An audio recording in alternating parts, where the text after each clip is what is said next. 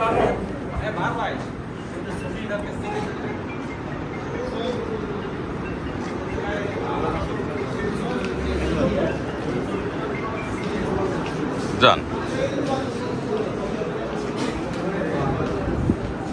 জাতির পিতা বঙ্গবন্ধু শেখ মুজিবুর রহমানের ১০৪তম জন্মবার্ষিকীতে খুলনা জেলা স্বেচ্ছাসেবক লীগ শিশু দিবস উপলক্ষে শিশুদের মাঝে উপহার সামগ্রী বিতরণ করছেন। উপস্থিত আছেন খুলনা জেলা স্বেচ্ছাসেবক লীগের সুযোগ্য সভাপতি এবং সাধারণ সম্পাদক।